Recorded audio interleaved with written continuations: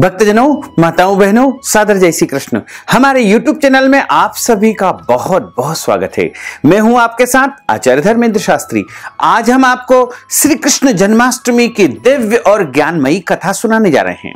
आपसे अनुरोध है कि कथा को अंत तक जरूर सुनिएगा और अधिक से अधिक लोगों तक पहुंचा करके पुण्य लाभ भी प्राप्त करिएगा। तो सबसे पहले आपको और आपके पूरे परिवार को श्री कृष्ण जन्माष्टमी की बहुत बहुत शुभकामनाएं और बधाइयां। भगवान कृष्ण कन्हैया का भरपूर आशीर्वाद आपके जीवन पर सदैव बना रहे। आप सभी सुखी रहें, स्वस्थ रहें, व्यस्त रहें और मस्त रहें। आज से ठीक 5248 वर्ष पहले द्वापर युग के संधि काल में भगवान श्री कृष्ण का अवतरण भाद्रपद माह के कृष्ण पक्ष की अष्टमी तिथि बुधवार के दिन जब रोहिणी नक्षत्र था, ऐसे शुभ समय में वृषभ राशि में जब चंद्रमा विद्यमान थे तथा वृषभ लग्न में मध्य रात्रि ठीक 12 बजे मथुरा नगरी में हुआ था। तभी से आदि अनादि काल से जन्माष्टमी महापर्व मनाने की परंपरा चली आ रही है। इस महापर्व को मोह रात्रि की संज्ञा दी जाती है, यानी जन्माष्टमी की जो रात्रि होती है वह सिद्धिदायक मोह रात्रि मानी गई है। इसीलिए इस रात्रि में उपाय किए जाते हैं और विशेष कार्य संपादित किए जाते हैं, यानी कोई भी अनुष्ठान या सिद्धि साधना संबंधी कार्य भी आप संपन्न कर सकते हैं। इस महापर्व को श्री कृष्ण जन्माष्टमी के रूप में मनाते हैं, जन्माष्टमी के रूप में मनाते हैं तथा गोकुलाष्टमी के रूप में भी इसे मनाया जाता है। इस बार जन्माष्टमी का महापर्व 30 अगस्त 2021 सोमवार के दिन है। वैसे तो अष्टमी तिथि का आरंभ 29 अगस्त 2021 रविवार को रात को 11:25 पर हो जाएगा और 30 और 31 की मध्य रात्रि 1:49 पर अष्टमी तिथि समाप्त हो जाएगी। और जो भक्तजन माताएं बहनें जन्माष्टमी का व्रत करना चाहते हैं उनको 30 अगस्त 2021 सोमवार के दिन ही जन्माष्टमी का व्रत करना चाहिए तथा अगले दिन यानी 31 अगस्त 2021 मंगलवार को सुबह जब रोहिणी नक्षत्र समाप्त होगा, ऐसे शुभ समय में 9:43 के बाद से लेकर के दोपहर 11:43 के बीच में उनको व्रत का पारणा कर लेना चाहिए, यानी व्रत खोल लेना चाहिए। जो जन्माष्टमी का व्रत करता है उन व्रती को जो है अन्न का सेवन नहीं करना चाहिए। इस दिन फल या फलाहारी वस्तु का ही उपयोग करना चाहिए। जल इस दिन पी सकते हैं। निर्जला व्रत का कोई भी विधान नहीं है। आप चाहें तो निर्जला व्रत कर सकते हैं, लेकिन आवश्यक नहीं है। साथ ही व्रत जो करता है उसको फलाहारी नमक का ही उपयोग करना चाहिए, सादे नमक का उपयोग नहीं करना चाहिए। तथा इस दिन व्रत में जो फलाहार तैयार किया जाता है वह गाय के दूध से निर्मित वस्तुएं तथा फल से निर्मित वस्तुएं, ड्राई फ्रूट्स, सूखा मेवा से निर्मित वस्तुओं का आप उपयोग कर सकते हैं। और इस दिन व्रत के दौरान आपको पान नहीं करना चाहिए, झूठ नहीं बोलना चाहिए और क्रोध नहीं करना चाहिए, वाद विवाद नहीं करना चाहिए, लड़ाई झगड़ा नहीं करना चाहिए। बड़े बुजुर्ग का, माता पिता का, सास ससुर का अनादर या अपमान आपको नहीं करना चाहिए। जो व्रत करता है व्रती को भगवान कृष्ण की कथाओं का श्रवण भी करना चाहिए तथा दिन में एवं रात्रि के समय भगवान का अच्छी प्रकार से पूजन अर्चन करें। उनको पंचामृत से जल से स्नान करवाएं, लेकिन ध्यान रखें कि गंगा जल से प्रभु को स्नान नहीं कराया जाता है, यानी गंगा जल से भोले बाबा और अन्य देवी देवताओं को ही स्नान कराया जाता है। भगवान श्री कृष्ण को और भगवान श्री हरि विष्णु के जितने भी अवतार हैं उनको आप यमुना जल से स्नान करा सकते हैं। इस प्रकार यमुना जी का जल यदि आपके पास उपलब्ध नहीं है तो आप सादे जल में यमुना जी का आवाहन करके और भगवान गोपाल जी को, ठाकुर जी को यमुना जी के जल से स्नान कराएं तथा उनको तुलसी जी का पत्ता चढ़ाएं। पंचामृत उनको चढ़ाएं। दूध, दही, शहद, शक्कर, घी से पंचामृत निर्मित होता है।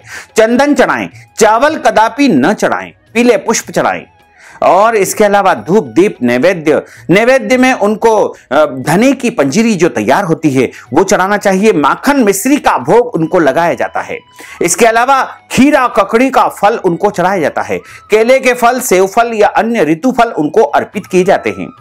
इसके अलावा रात्रि ठीक मध्य रात्रि 12 बजे यानी 30 और 31 की जो मध्य रात्रि रहेगी उस समय ठीक 12 बजे। वैसे तो निशीत काल का जो मुहूर्त रहेगा 11:57 से आरंभ होकर के 12:42 तक निशीत काल का मुहूर्त रहेगा। इस समय आप उनका पूजन अर्चन करके उनकी महाआरती आपको करना चाहिए। इस प्रकार भगवान कृष्ण कन्हैया का जन्मोत्सव मनाना चाहिए।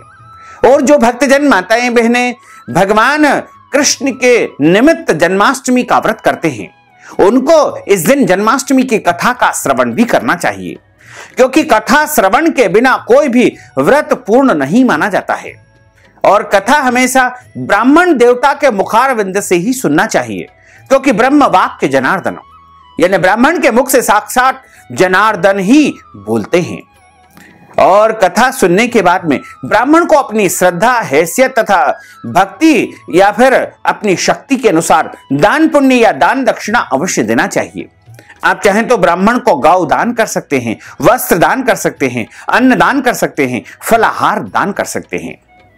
तो इस प्रकार यदि आप जन्माष्टमी का व्रत करेंगे, पूजन करेंगे तो निश्चित तौर से भगवान गोपाल जी का भरपूर आशीर्वाद आपको प्राप्त हो सकेगा। तो अब हम आपको श्री कृष्ण जन्माष्टमी की दिव्य और ज्ञानमयी कथा सुनाने जा रहे हैं। आपसे अनुरोध है कि कथा को अंत तक जरूर सुनिएगा और अधिक से अधिक लोगों तक पहुंचा करके श्री कृष्ण जन्माष्टमी का पूरा पुण्य लाभ अवश्य ही आप प्राप्त कर लीजिएगा। बोलिए गोपाल कृष्ण भगवान की जय, श्री वृंदावन बिहारी लाल की जय। कथा प्रारंभ करने के पूर्व गुरुदेव की वंदना करेंगे तथा प्रभु का आह्वान करेंगे, ताकि गुरु की कृपा और प्रभु का आशीर्वाद हमारे जीवन पर हमेशा हमेशा के लिए बना रहे। गुरुर् ब्रह्मा गुरुर्विष्णु गुरुर्देवो महेश्वरा गुरुः साक्षात् परब्रह्म तस्मै श्री गुरुवे नमः। श्री अखंड मंडलाकारं व्याप्तं येन चराचरं तत्पदं दर्शितं येन तस्मै श्री गुरुवे नमः। श्री अखंड मंडलाकारं व्याप्तं येन चराचरं तत्पदं दर्शितं येन तस्मै श्री गुरुवे नमः। जय जय श्री राधा रमण, जय जय नवल किशोर, जय गोपी चित चोर प्रभु, जय जय माखन चोर।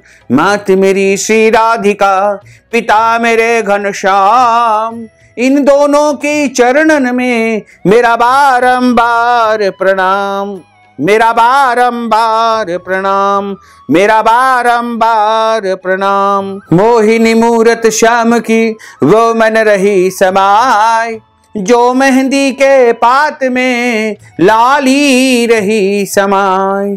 धन यौवन एक दिन उड़ जाएंगे जैसे उड़े कपूर, मन मूरख तू राम भज क्यों चाटे जगधूर। राम कृष्ण दो एक है अंतर नहीं निमेष, इनके नयन गभीर है उनके चपल विशेष।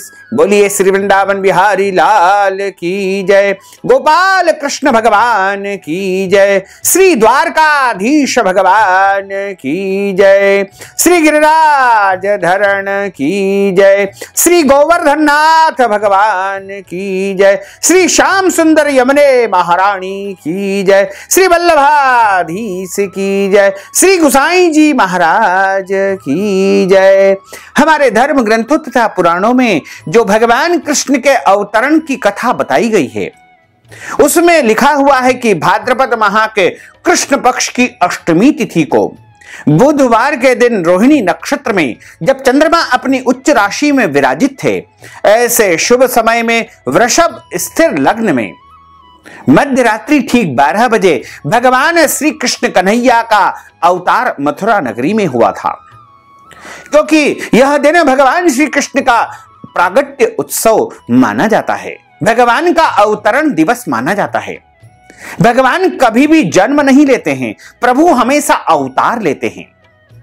और अष्टमी तिथि की घनघोर अंधेरी रात में रोहिणी नक्षत्र में मथुरा के कारागार में भगवान का प्रागट्य वसुदेव की पत्नी देवकी के गर्भ से हुआ था। यह तिथि उसी शुभ घड़ी की याद दिलाती है। और सारे देश में ही नहीं वरन विदेशों में भी श्री कृष्ण जन्माष्टमी का पर्व बड़े ही धूमधाम के साथ में मनाया जाता है। द्वापर युग में भोजवंशी राजा उग्रसेन मथुरा में राज्य किया करते थे। उसके आताताई पुत्र का नाम था कंस। कंस ने उसे गद्दी से उतार दिया, यानी अपने पिता को उसने अपमानित कर दिया और स्वयं कंस मथुरा नगरी का राजा बन गया। कंस की एक बहन थी जिसका नाम था देवकी और उसका विवाह वसुदेव नामक यदुवंशी सरदार के साथ में स्वयं कंस ने कर दिया। और जब कंस अपनी बहन को विदा करने के लिए जा रहा है, एक समय अपनी बहन को वह विदा करने के लिए जब रास्ते में जा रहा था, उसी समय रास्ते में आकाशवाणी हुई, अरे कंस, हे कंस, जिस देवकी को तू बड़े प्रेम से विदा करने जा रहा है उसी में तेरा काल बसता है। इसी के गर्भ से उत्पन्न हुआ 8वां बालक तेरा वध करेगा। यह सुनकर के कंस वसुदेव को मारने के लिए उद्यत हुआ और देवकी को मारने के लिए तैयार हुआ। जब देवकी ने विनय पूर्वक कहा कि मेरे गर्भ से जो भी संतान होगी उसे मैं तुम्हें प्रदान कर दूंगी, तुम्हारे सामने ला करके प्रस्तुत कर दूंगी, और हम दोनों को मार करके तुम्हें क्या प्राप्त हो जाएगा। और मैं तो वैसे भी नारी हूं, नारी हमेशा अबला होती है। वीर पुरुष को कभी भी नारी के ऊपर हाथ नहीं उठाना चाहिए। जो क्षत्रिय होता है, वीर होता है, उसे कभी भी स्त्री के ऊपर जो है वध नहीं करना चाहिए। और कंस, तुम तो वीर पुरुष हो और साथ ही मेरे भाई भी हो, इसलिए तुमसे मैं विनय करती हूं कि हम दोनों को छोड़ दीजिए। जो भी हमारा बालक होंगे, जो भी हमारे बच्चे होंगे, 8वीं संतान होगी, हम तुम्हें ला करके अवश्य ही प्रदान कर देंगे। अब कंस ने अपनी बहन देवकी की बात को मान लिया और वापिस मथुरा नगरी में आ गया तथा देवकी एवं वसुदेव दोनों पति पत्नी को बड़े भारी कारागृह में डाल दिया गया। वसुदेव देवकी के एक एक करके 7 बच्चे हुए। 7 को जन्म लेते ही कंस ने उन्हें मार डाला और अब 8वां बच्चा जन्म लेने वाला है। कारागृह में उन पर कड़े पहरे बिठा दिए गए।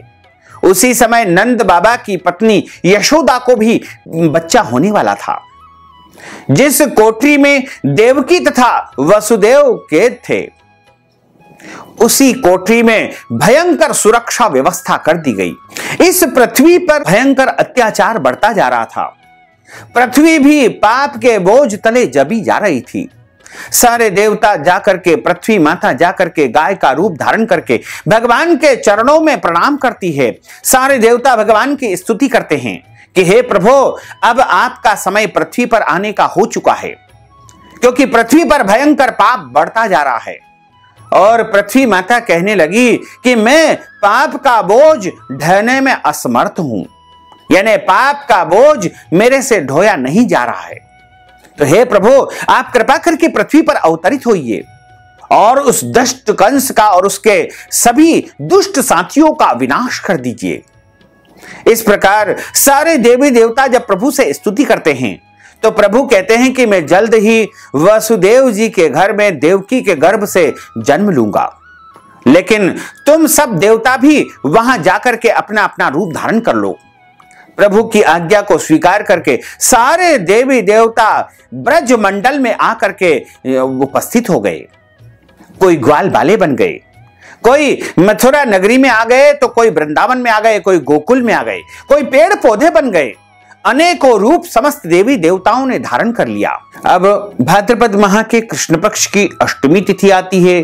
बुधवार का दिन आ गया, रोहिणी नक्षत्र भी आ गया। जब चंद्रमा अपनी उच्च राशि वृषभ में विराजित थे, वह शुभ समय आ चुका था, वह शुभ घड़ी आ चुकी थी। क्योंकि भगवान श्री राम जब त्रेता युग में पृथ्वी पर आए थे, उस समय दिन में आए थे और सूर्य वंश में उनका अवतार हुआ था। तब सूर्य चंद्रमा को देख करके हंस रहे थे, हंसी उड़ा रहे थे। उसी समय चंद्रमा बड़ा दुखित हो गया, व्याकुल हो गया। तो प्रभु ने चंद्रमा से कहा था कि चंद्रमा, तुम चिंता मत करो, अगली बार जब द्वापर युग में मैं कृष्ण अवतार के रूप में आऊंगा तो चंद्रवंश में मेरा प्रागट्य होगा। तथा रात्रि के समय जब तुम्हारा समय रहेगा, रात्रि का समय रहेगा, उस समय रात्रि के दौरान मेरा प्रागट्य होगा। तो भगवान ने चंद्रमा को इस प्रकार का वचन दिया था। इसी कारण से प्रभु श्री कृष्ण इस द्वापर युग में मथुरा नगरी में ठीक 12 बजे अवतरित होते हैं। वसुदेव देवकी के दुखी जीवन को देख करके 8वें बच्चे की रक्षा का उपाय रचा। जिस समय वसुदेव देवकी को पुत्र के रूप में पैदा हुआ, उसी समय संयोग से यशोदा के गर्भ से एक कन्या का जन्म हुआ, जो कि कुछ और नहीं सिर्फ माया थी। जिस कोठरी में, जिस कारागृह में देवकी वसुदेव कैद थे, उसमें अचानक भयंकर प्रकाश उत्पन्न हो गया और उस प्रकाश से ही उनके सामने यानी देवकी और वसुदेव के सामने भगवान शंख चक्र गदा पद्म धारण किए हुए चतुर्भुज रूप में प्रकट हो गए। बोलिए गोपाल कृष्ण भगवान की जय। दोनों पति पत्नी भगवान के चरणों में गिर पड़े। तब भगवान ने उनसे कहा कि अब मैं पुनः नवजात शिशु का रूप धारण कर लेता हूं, क्योंकि देवकी जी ने कहा कि प्रभु आप शिशु के रूप में मेरे यहां पधारे तो मैं अवश्य ही धन्य हो जाऊंगी। अभी आप नारायण स्वरूप में आए हैं, मैंने आपके दर्शन कर लिए हैं, मैं कृतार्थ हो गई हूं। हम दोनों पति पत्नी आपके दर्शन पाकर के धन्य हो गए हैं।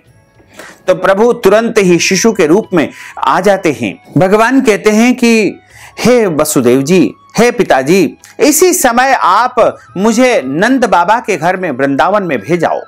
उनके यहां जो कन्या जन्मी है उसे ला करके कंस के हवाले कर दो। इस समय वातावरण अनुकूल नहीं है, फिर भी आप चिंता न करो। जागते हुए पहरेदार सो जाएंगे, कारागृह के जो दरवाजे हैं अपने आप खुल जाएंगे और उफनती अथाह यमुना जी को आप पार करके और आपको मार्ग दे देगी। उसी समय वसुदेव जी नवजात शिशु रूप में श्री कृष्ण को एक सूप में रख करके यानी सूपड़े में रख करके कारागृह से निकल पड़े और अथाह यमुना जी को पार करके नंद बाबा के घर में पहुंच गए। वहां उन्होंने नवजात शिशु को यशोदा जी के शयन कक्ष में सुला दिया और कन्या को लेकर के मथुरा में आ गए। जैसे ही भगवान को वहां पर पहुंचा कर आए और माया को लेकर आए, उसी समय कारागृह के सारे दरवाजे पहले की तरह बंद हो गए और सारे पहरेदार जाग गए। बच्ची की आवाज सुनते ही तुरंत ही कंस को सूचना दे दी गई कि वसुदेव देवकी के यहां बालक का जन्म हो चुका है, 8वां पुत्र जन्म ले चुका है। उसने बंदी गृह में आकर के देवकी के हाथ से नवजात कन्या को छीन करके पृथ्वी पर पटक देना चाहा, परंतु वह कन्या आकाश में उड़ गई और कहा कि अरे मूर्ख, मुझे मारने से तेरे को क्या मिलेगा? तुझे मारने वाला तो गोकुल में वृंदावन में जा चुका है, पहुंच चुका है। वह जल्द ही तेरे पापों का दंड तुझे देगा और तेरा सर्वनाश कर देगा।